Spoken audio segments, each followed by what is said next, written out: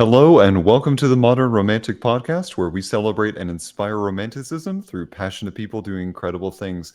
Hi, I'm dancing my way into your heart for this Valentine's. Hi, I'm Trey, and I'm joined by my host that is always shaking her head at me for these introductions. Hi, Emily. I don't want for cheese. That's for sure. Hi, Trey. How's it going? Great, Emily. How are you? I'm doing great. I'm celebrating Halloween, Okay. which is like second chance Halloween. I feel like Ah, that's like leftover Halloween. I don't want it to sound that way. I want it to be like second breakfast, elevensies. I want it to be something you look forward oh, to. It's a second Halloween. It's really like a first Halloween, depending on how you look at it. Anyway, we're gonna do that. okay. I support this very much. Well, Emily, without further ado, I can't wait to dive into talking to our guest this evening. Would you do the honors of introducing our guest? Absolutely. I would be honored to. Today, we have the most remarkable Shanda Sawyer, a multi talented director, choreographer, and executive producer whose visionary work has garnered awards, captivated audiences worldwide, and we're so lucky to have her here today to chat with her. So, welcome to the podcast, Shanda. Hey, thanks for having me. Yay. Thank you. Absolutely. By the way, I have to say I love that picture behind you on the wall. I know our listening only audience can't see it, but it's like this cool globe, almost like an astrolabe kind of thing, old world Right map. here, give you a little tilt up so you I can see love it. the gyroscopic detail. Yeah, Yeah. that's up my alley. Makes me feel smart to sit in front of it. Doesn't really work, but I feel smart, so Oh, I need one of that's all those. that counts, right? I do have to ask, where did you get that? I don't remember. I think that it was a friend's and they were moving and they gave it to me. And so it just ended up in my dining room. Oh, okay. Ooh, good gift. All right. Well, Hmm. I need to find friends like that. Yeah. Yeah, give us the cool old world gifts like that. I love it. So you are multi-talented and have like quite a few really cool things under your belt. And I want to talk about those, but how did you get started? Were you a dancer when you were a kid? Yes, I have a kind of an interesting origin story, only because I grew up in Berkeley and we had crazy hippie parents who kind of disappeared a little bit on us during a certain period of time in Berkeley. And we ended up my older sister and I ended up having to kind of support ourselves basically. So we rolled a big Persian carpet out in front of Cost Plus over in Fisherman's Wharf. We're like 14 and 16 probably at the time, and we danced on the street. But we did like a whole libretto with like storylines and fighting over the musicians, and we dressed up all our little high school friends like gypsies. And so we were basically the rom, we called ourselves, gypsy dance troupe. And we Cool. had a science where we would get like all the money from the people with the little tambourines passing and all that stuff, and we actually did really well. And I'll tell you, I always look back at that as being what gave me my really good showbiz instincts, because when you think about it, people are not, they didn't buy a ticket to your show, they're going somewhere else, they've got things to do, they're not really interested in seeing a show. So if you can keep them there, you really are doing a great job. So I think my instincts were honed at that early age. And then I had dance companies in college, and then a theater company that was actually kind of a huge cult hit in San Francisco, the Hmm. comedy theater dance company, where we took over the nightclubs and on their nights off, and had our crazy wild shows, and then went into music videos, and then from music videos I started directing television, and just kind of one thing after another. So did they just let you take over, like the these The clubs you said? nightclub. Yeah. Well, I was this was in college, right after we graduated from college. I had a creative partner that I met in college, and we started this crazy comedy dance theater group, and we'd have all the comedians in San Francisco, like Nora Dunn and Dana Carvey and all that sort of generation of San Francisco comedians would open for us. And we were working in the nightclubs to work our way through college. So I was the manager, the bar manager for the Boarding House, which is a very famous comedy music club in San Francisco. And my partner Susie was the manageress of the male strip club called the Oh, Off Broadway. And so on their dark nights, we talked our bosses into giving us the clubs on the off nights. So cool. when Susie wasn't riding herd on the male strippers, she was, we were doing our show on Sunday nights. And in the boarding house, we did, I think we had like Wednesday, I can't remember, Wednesday nights or something, whatever the off night was. That's the night we had. That's fabulous. What cool bosses to let you do that. Yeah, it was wild. It was wild. It was really fun. Those were the days. Yeah, it was. It was pretty great.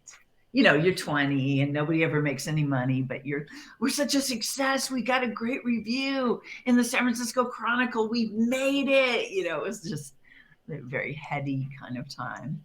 Neat, though. Have you considered writing a book? Oh my goodness. Yeah, there's so many things to write books about. But that time was really interesting. And North Beach in San Francisco is all the clubs are owned by the old mafiosa guys who, we made friends with, and they would, Yeah. help us with all the business aspects of everything we're doing and take care of any kind of stray aggressive male strippers that wouldn't leave us alone for whatever reason. It was wild. It was fun. For whatever reason. Mm, Can't think of one. yeah. Trey. Don't give me that. Um, so like for me, whenever I'm thinking between all the things that you've done, between choreographer, director, executive producer, all Mm, of these things mixed into one. And for me, I feel like your vantage point when looking at a project changes when you have to like do these different roles. Do you find yourself easily moving through these different roles, or do they kind of all like have their segmented place in your brain? that's a really good question. I mean, I don't to me, it's all kind of problem solving. I love, I love solving problems and figuring out how to do something, whether it's, a story problem or a crazy creative problem or even a logistical mechanical problem. Like when I Mhm. created the Marvel Universe Live Arena show, it was the first big live thing for Marvel since Spider-Man: Turn Off the Dark, which was not a great success for them. So there was a lot of pressure on us to really create something that made sense for the audience. So, Mhm. who's seeing these incredible movies, and like, how do you compete with that in live um, venues? And so that kind of creative problem solving is just really what fuels me. It's like, okay, how can we do the Hulk? How can we make this creature come to life for the live audience? And how can we create these transitions that take people through the universe in a way that feels kind of filmic, but still is very live and rooted in being in the room with their favorite characters. So, I think, or it's, how do I work with a pop star and bring out what's best in them and create movement for them that feels organic and really shows who they are and lets them blossom as a performer. I mean, to me, it's all, it's just all creative problem solving, which I love. In fact, I have my team, all my assistants are trained. Like when things get really frustrating, we're all just like tearing our hair out. Everyone's trained to kind of put on a big smile and go, another exciting creative challenge. Because it just, it flips that switch and you kind of go, oh, okay, this is our job. We're going to figure this out. We can figure it out. That's such a great attitude to have then. Like, Yeah. we're going to just buckle down and make it happen somehow. Yeah, well, you kind of have to. Tickets are sold, or the client is depending on you, or you gotta deliver. Hmm. That's always, at least I feel like I do have to always deliver. Right. I can relate to that. Yeah. Do you have a particular like big wow moment that you had a hand or were responsible for creating that you still look back and see that as like a big highlight for you?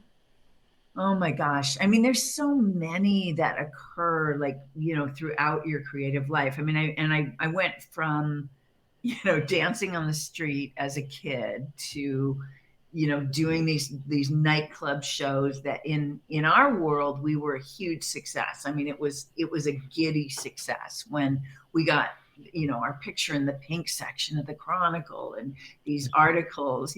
I still have a framed review. It says hot stepping troupe, all delight. It's like what the first review that we got. And I think the reviewer was really drunk, actually, because what happened was I got ill. I something happened and I blacked out just as I was about to come on stage. Oh no. And it was like the second number of this really elaborate long show, and I was in almost everything. And so the whole rest of the team, like somebody had to take me to the hospital, and the whole rest of the team just ad-libbed the whole rest of the show. But the waitresses loved us at the boarding house, and so they kept getting the reviewer drunker and drunker and drunker, and just sitting there and talking to him and going, "Oh my God, isn't that the funniest thing you've ever seen?" And we were convinced we were just going to get this horrible pan review, but was hot stepping troupe, all delight. So those moments are incredible. And I think every situation you go into. I mean, the first time I was able to executive produce a TV series and work with the incredible talent that I was working with on that, and create something that had never been done before, and deliver it's something that won awards. I mean, that's all of those moments. They just feel you just feel so grateful and humbled for each of those things. Of But I course. don't know that any one thing is.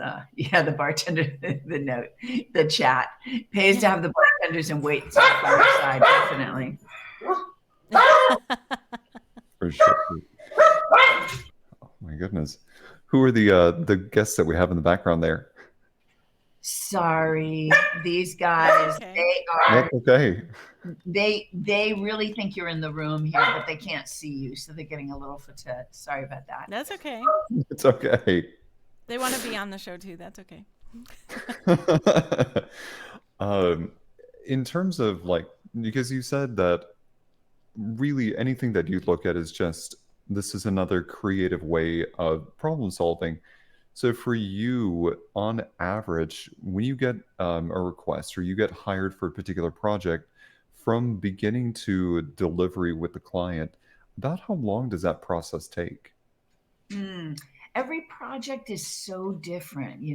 There's so many different timelines. When the Ringling Brothers brought me in to reimagine the circus in 2005, it was a big reimagining. They've just of course reimagined it again and rolled it out without animals. But at that time, the younger generation of the family was coming in, and they wanted to just take it in a new direction for younger families and make it, cool and hip, but not stray too far from the iconography of the circus, because Ringling is this incredible American icon. It's older than baseball. And so going into that was, from the time we started to the time we finished, that was probably a 2-year process. Marvel Universe Live was a 3-year process from when they asked me to come up with a concept to pitch to Marvel to get them in business with the company who actually owns all the circuses and Disney Live and stuff, Feld Entertainment. Really wonderful family entertainment company. They really wanted to do a live Marvel show, but of course, Marvel was a bit wary, based on their experience so far. So they hired me to put together a concept and go in and pitch it to Marvel. And that started a 3-year process between me pitching the idea and getting Marvel on board, and then creating the show and all the R&D that had to go into it to try to figure out how to bring these superheroes to life in a live arena environment, and then to the first show. Other shows, I work a lot with this incredible Asian music company, Tuinya, which is all the Vietnamese pop stars. I've been working with them for a couple decades, and they're just incredible to work with. My client there, Marie To, is this wildly imaginative woman who will just go, all right, we're going to Bangkok in a month, and we're going to do the biggest show that anyone's ever seen. And I'll be like, okay. In a month. Dive in, yeah. And we just dive in, and we do it faster than anybody can even imagine. And, sometimes things are a little chaotic, and, but we manage to make it through, and it ends up being an incredible show. So I almost like a shorter time frame, only because you don't have as much time to overly analyze and discuss things. You really just have to work from your gut, and just kind of spew it out there, and then look at it and go, okay, I got to change that, or okay, we'll frisk it up later, but the bare bones are there. I like that process, but it's nice to have time to perfect something as well. So I see what you say, what you're saying about having that shorter timeline, because even at the work that I currently do, prior to what I'm currently doing now, we would get, I don't know, like a couple months to work on a project. And then the team that I moved to, we got, I don't know, 2 weeks. So really, we got about a tenth of what we would normally be getting. And I felt like the quality of my work suffered, but it showed me that you can get something on its feet faster. And yeah. then through the reiteration and so on and so forth, that's where you can really start to get and refine it and watch it go, okay, it was rough really at first, but now it's like, ooh, I can see the diamond. Ooh, okay.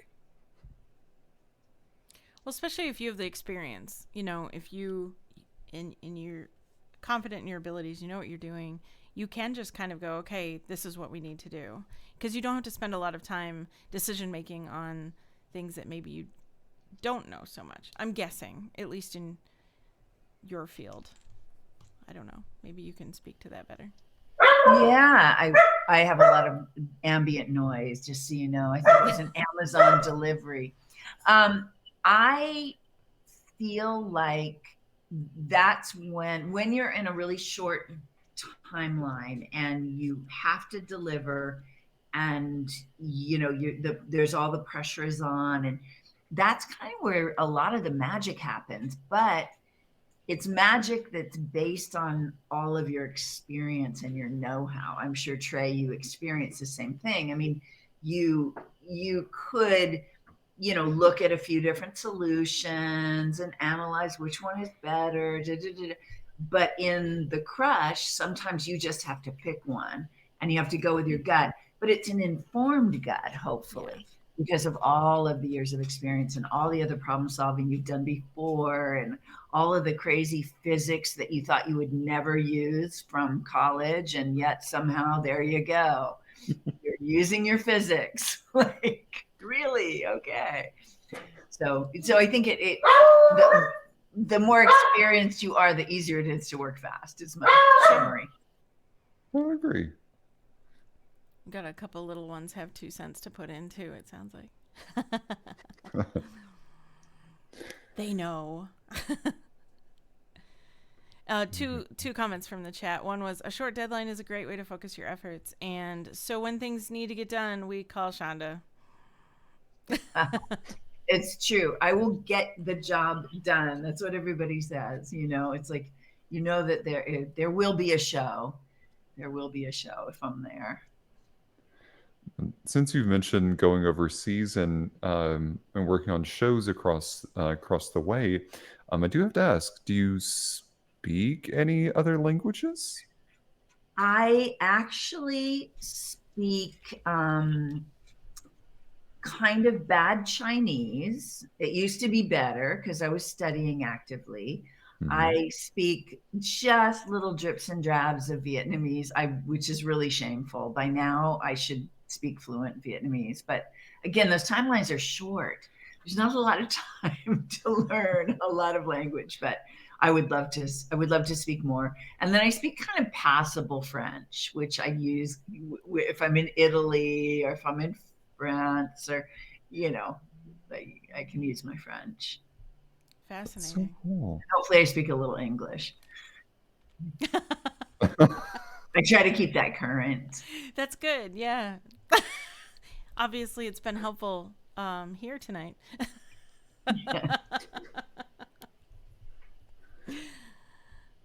You were gonna say something, Trey? No, it's No. not. Nope. Okay. Kaz in our chat said, "I speak Chinese." That's Ah, really. I feel like I knew that and I forgot, or maybe I don't know. It feels familiar, so maybe I knew that already. mm, I do not speak Chinese, but I'm kudos to everybody who does because that sounds very complicated. And languages that have Arabic characters, I feel are a little easier, at least for me. So yeah, that's yeah. amazing. Well, Chinese is interesting because you can't, the characters are pictograms, so Hmm. it's not as if you can Mhm. sound it out. I mean, there's some elements that are clues to, like, oh, that's a kitchen. Okay, so this must be something to do with home. But most of the time, I mean, it's really pure memorization. Whereas with a Romance language, or with anything with our alphabet, you can Mhm. kind of feel it out and sound it out, but not with Oh, Chinese. there's no sounding with that. No, Yeah. No. it's But not it logical. but it's a lovely language to learn. It's actually really simple to learn. It's just the characters are what's hard, I find. But other than that, it's pretty great. The tones aren't so bad. In the chat, they're saying the tones will get you. They're not so bad if you have kind of a musical sense. It's they're not so bad. And the structure is very very simple because they revamped it in the 40s to kind of be structured like English in terms of the grammar and stuff. So it's very simple. Hmm. I see a few people on TikTok, like I'll randomly get foreign like content, and there's one girl who is currently living in I forget, I believe she's somewhere in like Shanghai, and she is speaking fluent Mandarin, and it is incredible, and she gets so many compliments, but it's so fluid and natural, so it's really infectious to just sit there and watch and listen to her and go, okay, that is a goal. That is a long-term goal for me to learn, but I will get there. Yeah, well, mine really really slips unless I'm actively studying. It's just one of those things. I have to keep it up. My French stays, but it's just because I have spoken that language for a lot longer. But Chinese, it just slips away. So I need to get back in there. I need to get back in class.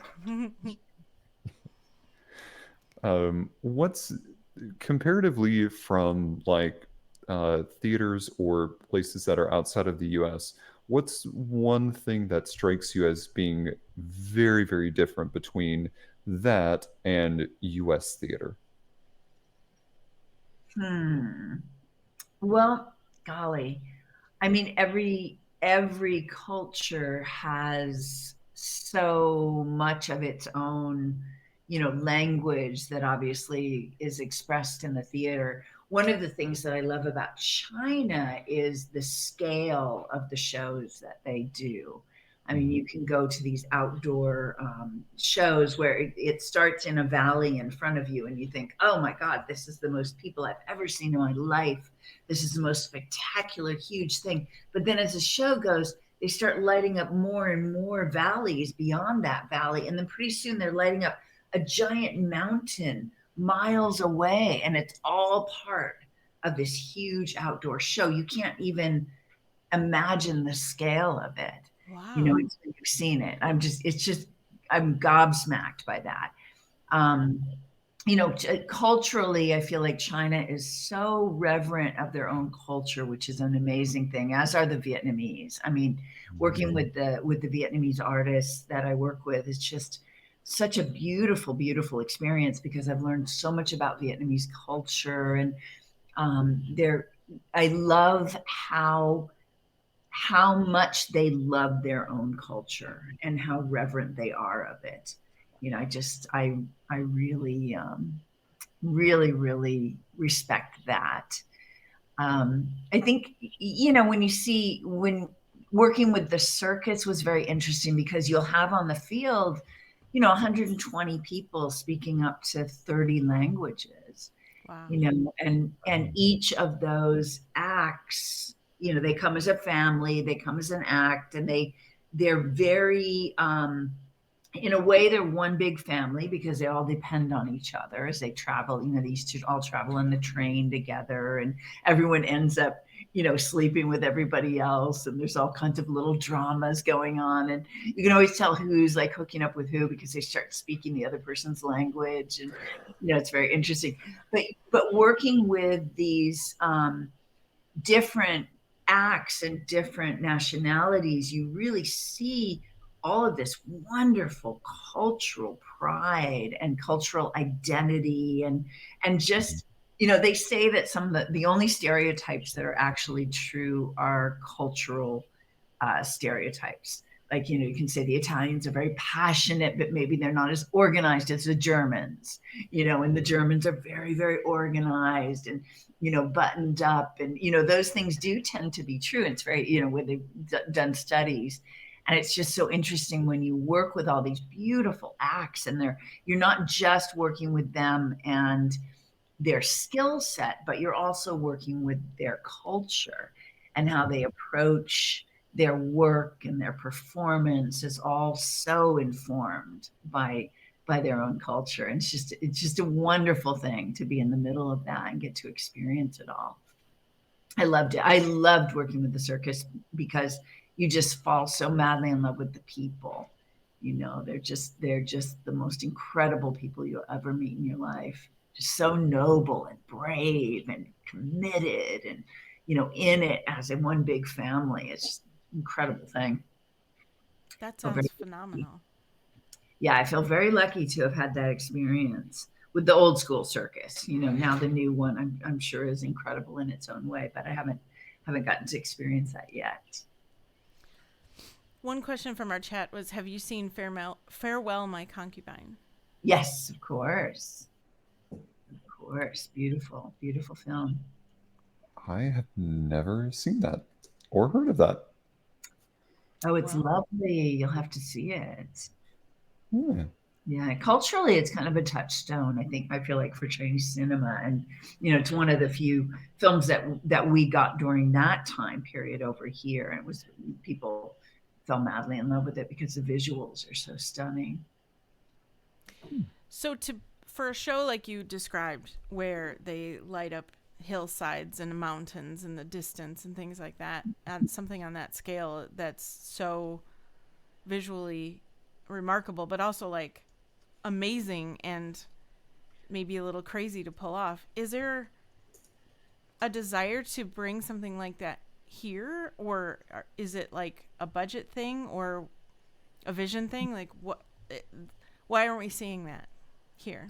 More of that kind of outdoor, immersive, site specific, giant scale theater. Yeah, I don't, it would be very hard to do that scale here, I think, just because of the financial aspects. sure. You know, in China, it was interesting because one of the giant shows that we went to see and we met with the creative people. It turns out that all of the performers are the people that run their farms. They're just like the local workers, and they have this extra job. You know, they run their farm during the day and then they come and they perform in the show at night. And they're not professional performers, a lot of them, you know, just because there's so many, that just the numbers are so huge, all the people. And I don't know that we can do that here in the US necessarily. You know, we just don't have the numbers of people to begin with. And, you know, the economics are very different here. Okay. But I do love, I mean, all these huge outdoor experiences. I started working actually when I was still living up in San Francisco. I did a couple shows for the Italian government that were meant to publicize different regions of Italy for tourism. And so they sent me on this incredible trip to Italy to meet with all the different artists and the designers and the different people that I would be bringing over for the show. And I got to see all of these incredible outdoor shows that the Italians do. So they'll do it in an amazing, beautiful plaza. They'll do, Franco Zeffirelli will stage an opera, in a huge outdoor piazza. And it's very common, actually, in Italy to do those kinds of shows. And I don't think we do enough of them here. I would agree. Trey would probably agree. Yeah. Something so magical about like an outdoor setting and lit in that way, and just having things happen that you're not expecting. Yeah, staging something in an unexpected location is it's so awesome to catch people off guard.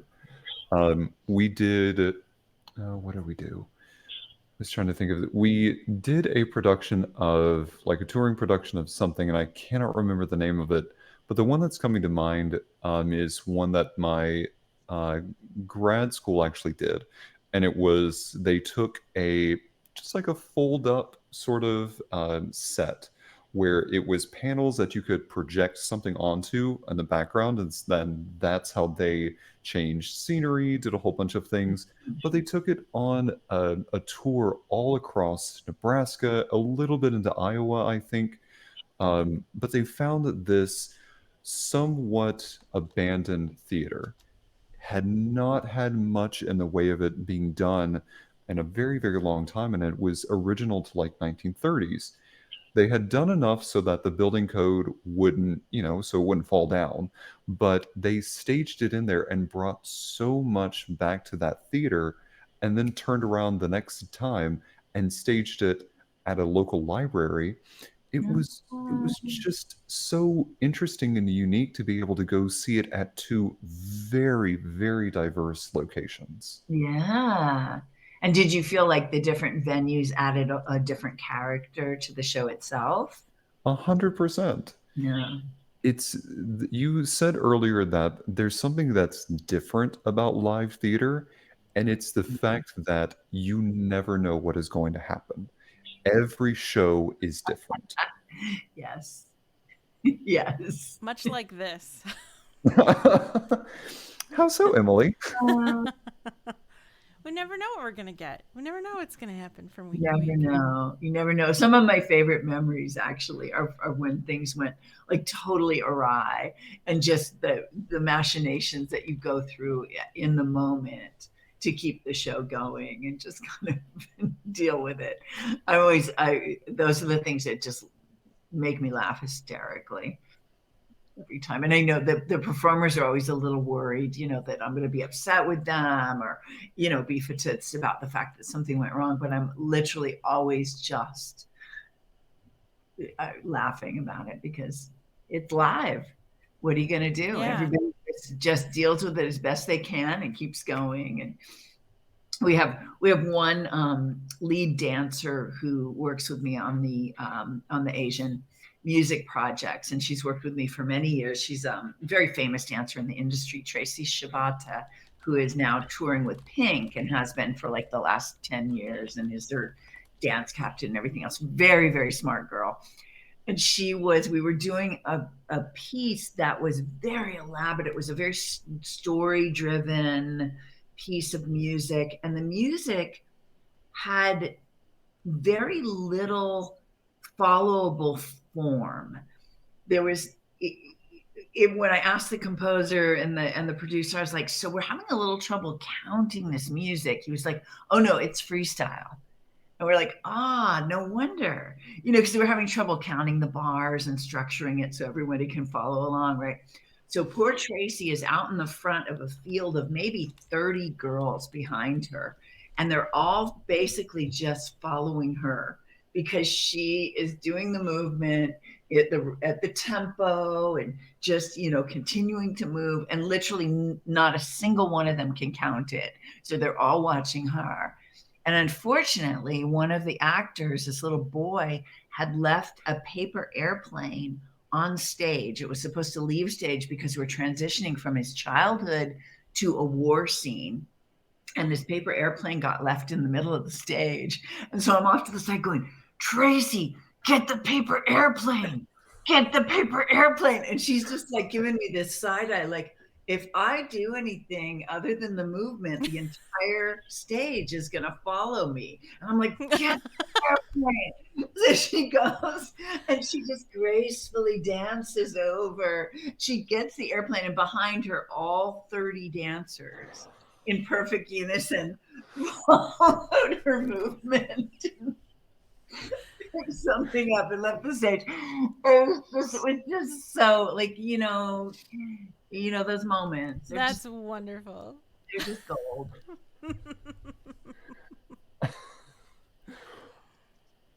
Okay. That's great. I love that story.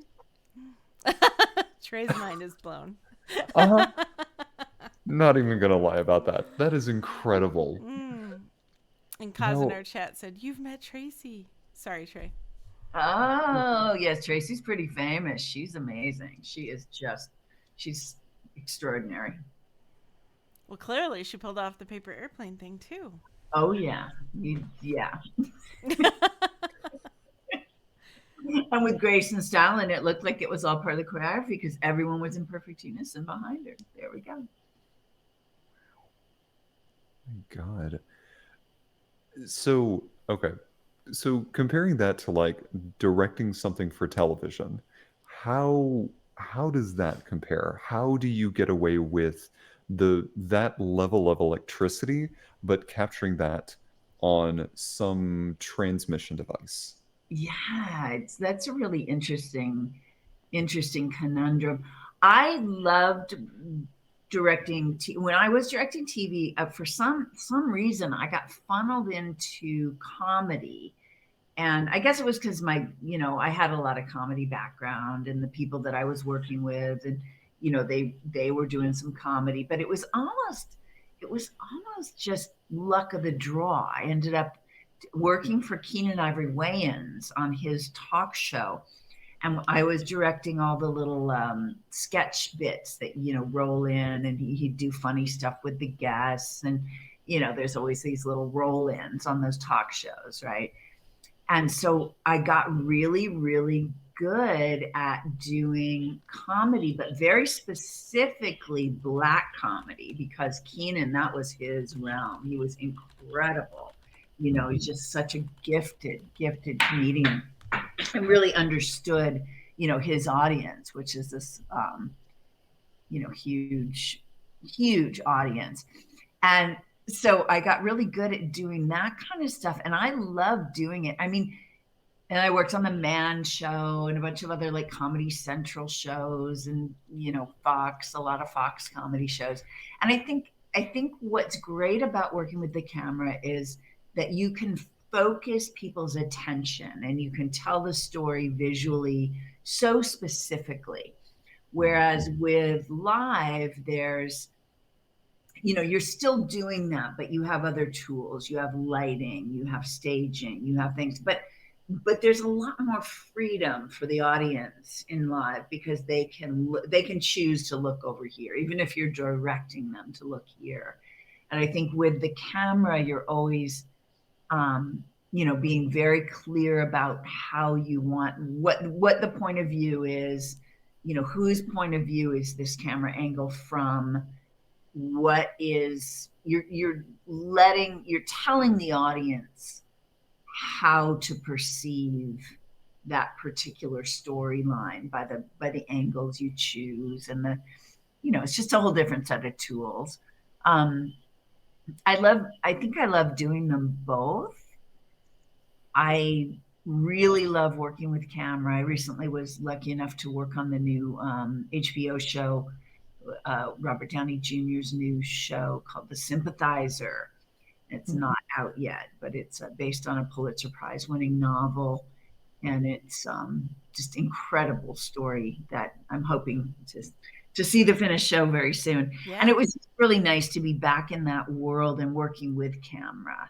and you set up the scene like you would for the scenes I was doing. At least I was setting up as if it was a live performance, but then working with the DP and the directors on how to capture that. And it's just a whole different set of tools, honestly. Wendy in our chat, who is she commented that she loves watching your hands and movement, as well as your words. And I thought, yeah, you can tell you're a dancer because you have that. Because I wave my hands around a lot. Right, but I mean, like, it's the way you do it. It's not just that you do it. And I thought about that when she said it, because I do photography, and I am always really excited when I find out that the person I'm photographing has any dance background, because typically dancers are very aware of every little molecule in their body. At least from my experience. I'm saying this from the outside because I am not a dancer yet. Well, you never know. So from your standpoint, though, I mean, because you've been photographed before, I'm sure. Is that true? Like, you actually are aware of every little tiny finger, everything?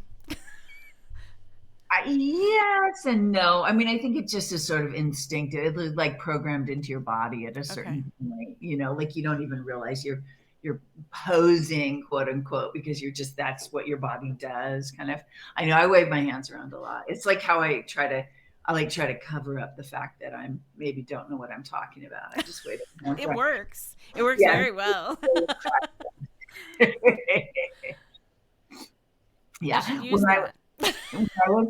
When I was a 13-year-old girl dancing on the street, my older sister, she was a little critical of my arm movement, and you can see there's a lot of actual evidence that she was right. Like, there's pictures of me dancing and I'm like this, like, and I was awkward. I was 13. What do you want?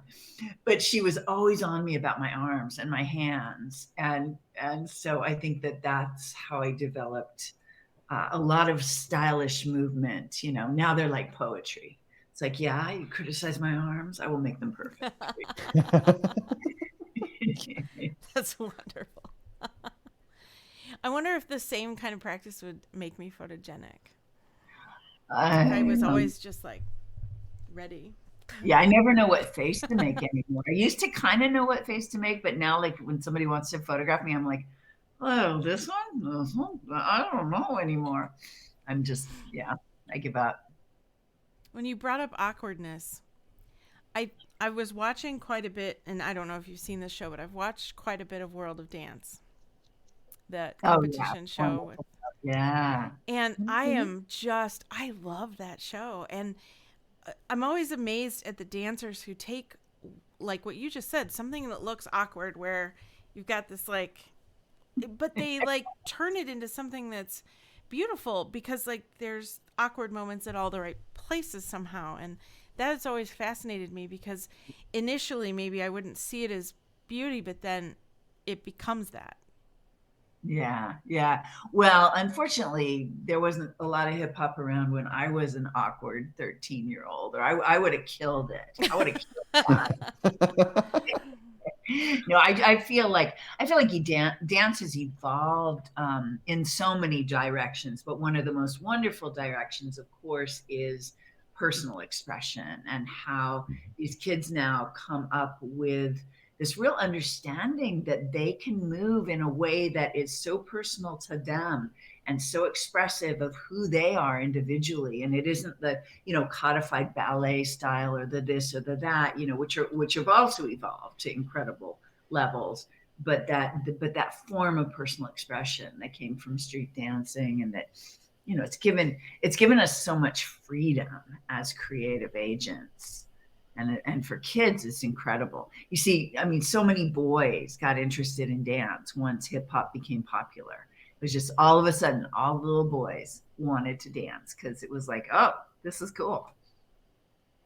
Yeah, that is a great side effect of that. And yeah, I just thought it was so neat that something that may have been criticized once upon a time can now be, used in dance for something beautiful or something Mhm. meaningful or something to make, the point or tell the story. And I just find that fascinating. Yeah. Well, you know the story about Bob Fosse, one of the most imitated, revered, iconic figures in American dance was he had this awkward body. He had a turned in stance. He had a, weird kind of hunched, all these little quirky personal mannerisms. And that's what he based his style on. And look how, popular that still is. Mm-hmm. I don't know how many Fosse numbers I've watched in my life. I don't really need to. It's hard to beat the original. Of course. Gwen Verdon and Bob Fosse dancing together is just incredible. You get a chance to watch some of that old footage. It's just amazing. One of my lucky things after coming to LA was I managed to fall in, even though I came as the director, I managed to fall in with a group of choreographers who, had all kind of grown up together here in the LA business world, in the show business world. And I wasn't here during that time, but I became an executive producer of the American Choreography Awards, and my particular job was editing all of the film clips, Oh, all of the wow. tributes, like the Lifetime Achievement Award tributes, that I I love those. all of those things. And that process was such an incredible education because I got to watch all of that old, the footage that these people had generated through their lives and really look at their, what they had contributed to our art form and to our culture, and also work with some of the older generation of choreographers who I revered, Michael Kidd, who I had, adored since I was a very small child watching, those movies. And I became very close friends. And then when he was given an honorary Oscar, and he asked me to edit and create his clip package and his whole tribute for the Oscars because of the work I've done with him on the American Choreography Awards. And I got to do that. And, it's just amazing to get that kind of education about the history of dance and the history of this incredible generation that came prior to us. It's hard because now, I mean, at least there's YouTube, and you can find anything really easily, and that's helpful. But I think it would be great if there was more emphasis on that for the younger generation of dancers, to see more of the historical stuff and see where things came from, you know. That sounds like quite a process to go through many film clips to find the ones that are that sounds Mm. very time consuming, but also like choosing the right ones to create this sounds like quite an undertaking, but also very what an honor. Yeah, it's super fun. I mean, it's just hard to narrow it down, but it's super fun. It's like eating candy, editing dance footage is like literally like eating your Halloween candy, your Halloween candy. Halloween candy. Yes. Yes. We did get a question in the chat here. So, for someone who wants to get into film work like directing or story writing, what would you recommend them doing, or how would they start that path? Mm. Golly, I guess it depends on where you live. I mean, here, in LA, it's kind of the hotbed of the show business industry. So there's ways of, meeting people and interning and getting into different situations where you can learn on the job. But I feel like the tried and true method really is going to school for it. And now, I mean, there's so many wonderful film programs and directing programs and writing programs, and some of them are very, very expensive and very hard to get into, but there's also like a whole new range of film schools who really will take almost anyone. And I don't mean that in a derogatory way. I mean, it's just like a lot easier to access them, like the what have we got? The Hollywood Film Academy over here, which is very close to me. A lot of kids come from all over the world to study there. And, you know, someplace like USC, I mean, that's the gold standard, but it's very challenging to get in, as we know from the recent scandals. People somehow shoehorning their kids in. But, you know, those programs are very challenging to get in. They're incredibly expensive. But there are so many programs now. Community colleges all have writing programs. I mean, really studying the craft is the way to go. And now it's so great because we don't have to wait for permission anymore. We have YouTube, we have the internet. And if you want it, there's no excuse. You know, you don't have to wait for someone to give you permission to make your short film. You can use your iPhone and it'll look phenomenal. You know, you could win an Oscar with an iPhone movie. I mean, people have. So there's not as many barriers, I don't feel like. It's a lot easier access because you can put stuff right up online and just start doing it. It's like anything else, you know, you have to get into it and do it and try it. And, you know, it's all just a trial and error like anything else. I mean, with these comedy shows, the way that I got, you know, where I really felt confident with my skills with comedy is we would shoot like crazy and shoot a lot of options. You edit it together. We'd play it for the audience before, like on the night before it was supposed to air. And we would see where it got laughs and where it didn't. And we'd cut the things that didn't get laughs and keep the things that did get laughs and really refine it in that way. I think, you know, it's like anything else. You have to love the process of it, of anything, to get better at it. You know, you have to just kind of love doing it. Yep. Part of that process, I think, is also getting feedback. Sometimes when you don't really expect it or really want the feedback. So how how do you deal with feedback, particularly when it's not extremely kind? Do you mean from clients, or do you mean just in general from people that you don't have any reason to expect feedback from? Or I'm gonna ask for both. Deal with harsh feedback from clients and then also harsh well, feedback from general audiences. well, I feel like with, you know, most of what I do is honestly work for hire. You know, I Mhm. mean, there are things that I create just for myself, but most of my work is for a client. And so for me, that really fulfilling the needs of that client, who the audience is, all of those things. I mean, my whole process is I ask a million questions, I do tons of research. I try to really immerse myself in something before I start coming up with ideas. Because you can come up with a million ideas, but if they aren't affordable in the situation, if they won't work logistically, if they're not going to, you know, really create what you're trying to create and give the audience a feeling that you're trying to give them, you know, they're not worth it.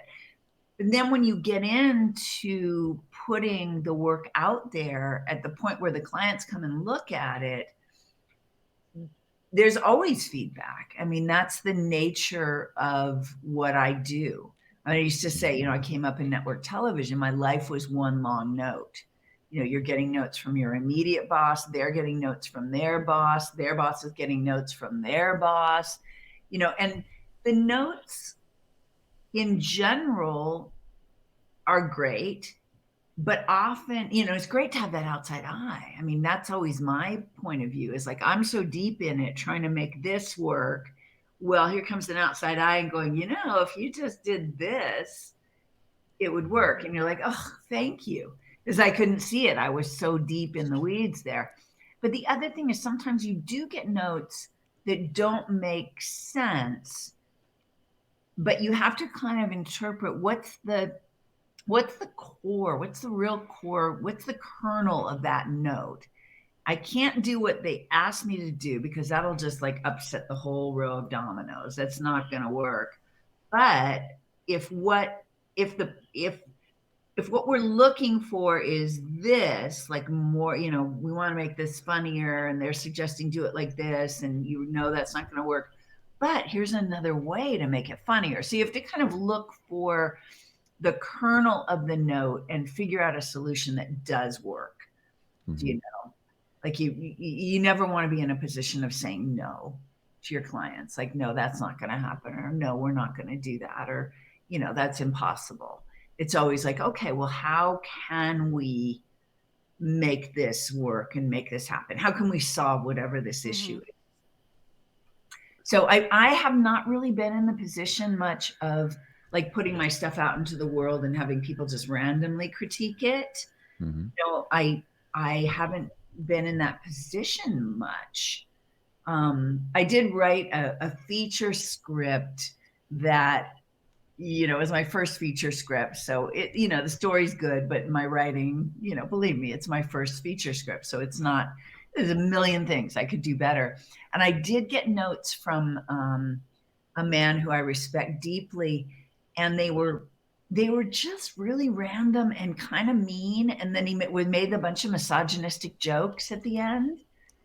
And I was really perplexed by it, because this is a guy who is an executive producer and his business is giving notes to people. And so I was really perplexed by it, actually. I was like, huh.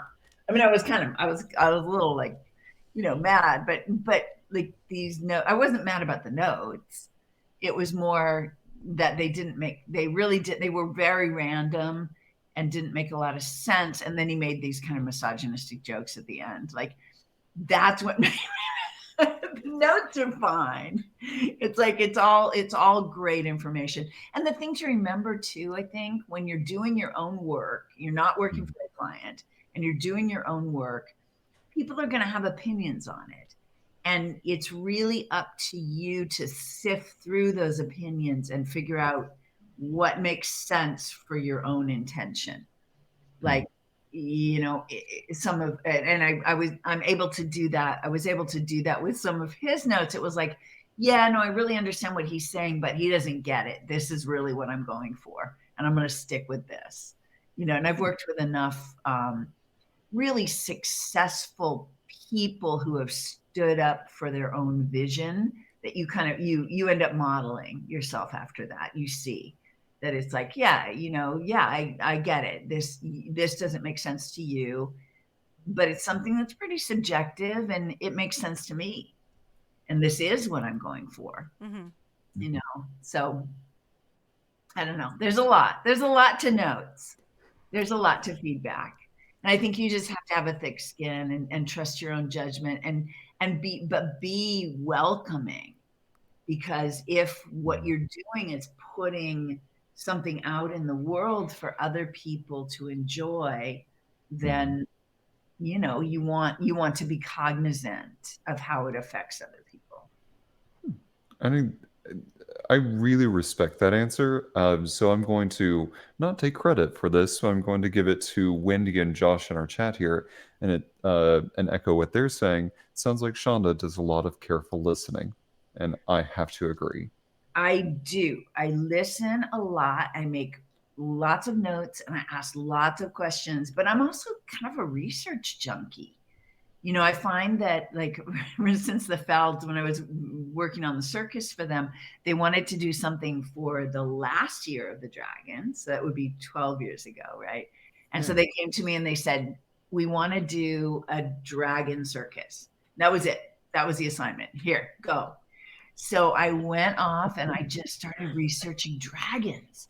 And I discovered that every culture around the world has their own dragon mythology. And each of those cultures has a different type of dragon. Like the Nordic, we're very familiar with the dragons of like the, you know, the European fairy tales, the fire breathing, you know, fierce dragons. But then in the Southern Americas, they have the wise Ouroboros who eats his own tail, Mm. all that mystique. Hmm. The Chinese, the Asian dragons are all very wise and very kind, and these incredible, these deities basically. What was the fourth dragon? The northern European, that was the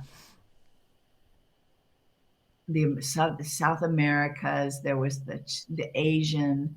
What was my fourth dragon? Oh, the African dragons from that continent, with a whole other flavor there. So my creative for that show was really born out of that research. So I came up with the idea of, there's a pageant of dragons where all of the tribes from the four corners of the world have come together to compete in this pageant of dragons. And they each had a tribal identity and sort of an iconographic Cool. dragon. Jake's weighing in. He said that dragon was great, Mommy, but there's time for dinner. Thank you, Jake. So yeah, so I listen, but I also am just really fed by that kind of research, and you find that it makes all your ideas kind of burble and come to life. I have one last question for you, unless Trey's got one last question for you. And that is, if you are going out dancing tonight, this weekend, whatever, what kind of dancing are you going out for? Oh wow, I like to do all kinds of dancing. I mean, I'm not that great at certain kinds of dancing, but I really loved, it's really fun to social dance, obviously. I love old, like, blues and soul and that kind of, that just makes, I was brought up with that kind of music, because half my family's Black. And so I was raised basically in that culture, and that makes me, want to move and go crazy. I love, a lot of current pop music, from Beyonce to, country stuff. I think line dancing is super fun.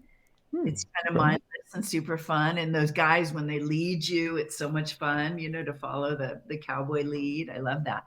So basically whatever.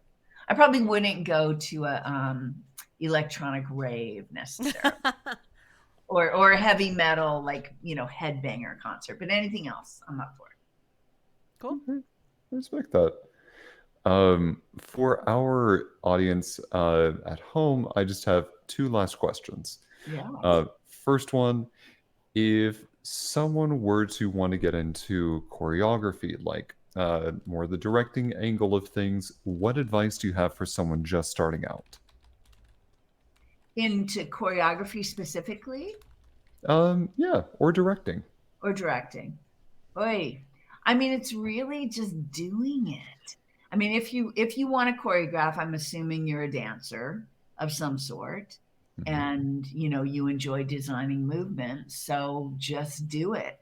Get your friends together, design some movement on them, see what it looks like, film it with your iPhone, post it on YouTube.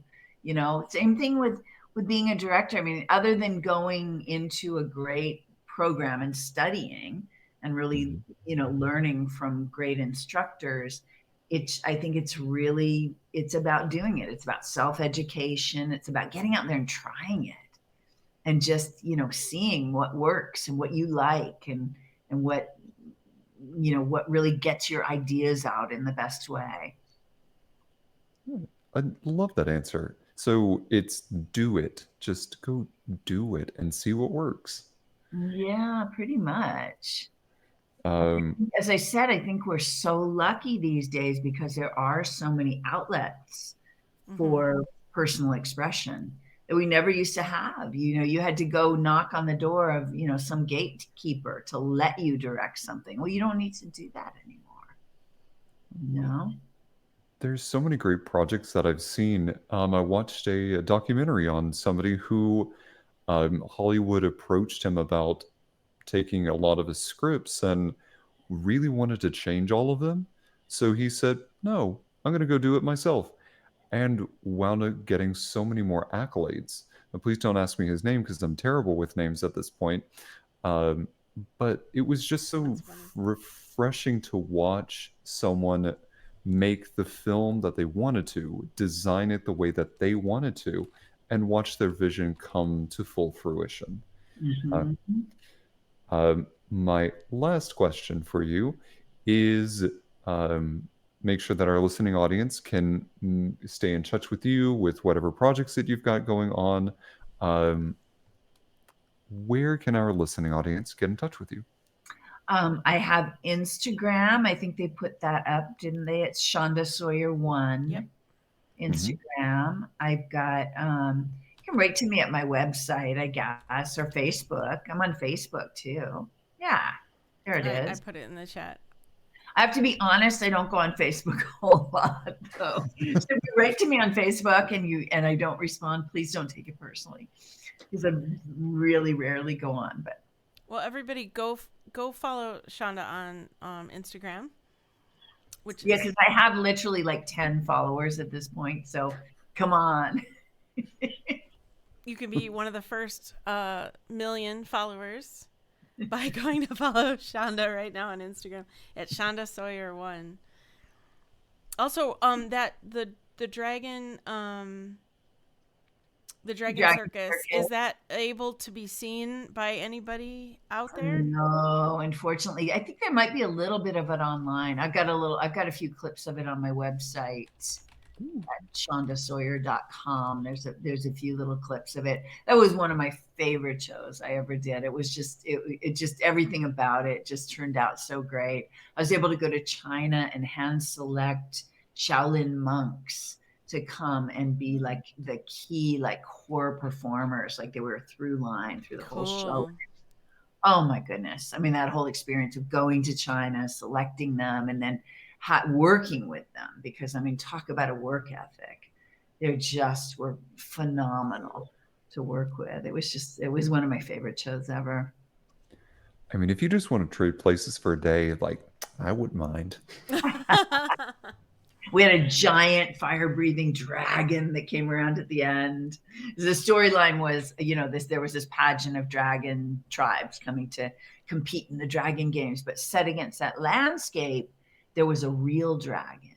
And only one person could see them, and just they would see a tail, or they'd see an eye, or they'd see a head. Nobody believed him until finally at the end, the dragon comes out, and we see that he was right all along. There was a real dragon. Yes. That's pretty It was cool. so fun. It was the best. I wish I had that dragon here in my house. I would have it breathe some fire for you right now. That'd be great. That'd be amazing. Well, Jake may not agree, but we would. Jake could probably just, as long as he gets fed, he's cool with it. Is Jake this white dog with the blue eyes on your Instagram? No, that's the mommy Snowy that we just rescued from the kill Oh, right. shelter. Okay. Babies. They were slated for euthanasia because if the pups are still nursing when the mommy runs out of time, they evidently euthanize them all. So I couldn't handle that when I came across it late at night in a No. vulnerable state. So I took them in, and now they're happy and gorgeous, and yeah, Good. Good. Thank you for doing that. yeah, they're so amazing. Well, that just makes me want a dog more right now. Mhm. Uh, well, Shonda, what I can say is this has been incredible. I love your perspective on that. A problem is not a problem. It is a requires a creative solution. It's an to- exciting creative It's challenge. an exciting creative challenge, and With a I big love the smile. way. Yeah, Yes, you got it to smile. It's all about that smile. You could be crying, but as long as you faced on that smile. all right, I'm gonna go to my boss tomorrow, and I'm gonna be sobbing, but I'll be like, it's another creative problem solving. An exciting creative challenge, Trey. I will make I sure. love it. Yeah. But in all sincerity, I love how positive that you are and how much that you bring to even the questions that we brought you. At no point have I ever felt like you look at something as just meh. It's always like, how can I do that? And that's what I love. Yeah, well, it's gotten me into a fair share of trouble as well. but but it's just my nature, you know. I'm really like, oh, okay, I can probably do that. Let's see. Let's see. Let's try. Yeah. Well, you guys are wonderful. Thank you so much for having me on. I Thank really you. appreciate it. Thank Really. you. I had a great time too. Thanks for coming on. As we wrap up tonight's episode, this episode, along with probably every single one forever and ever, will be dedicated to Joe Capone, our moderator, fellow comedian, encourager, and greatly missed friend. You can find us pretty much wherever you tune into podcasts. For announcements, updates, and more, please follow us on social media under Modern Romantic. Thanks, everybody, and I hope you have a great day. Happy Valentine's! Happy Halloween. Happy Halloween! Everyone.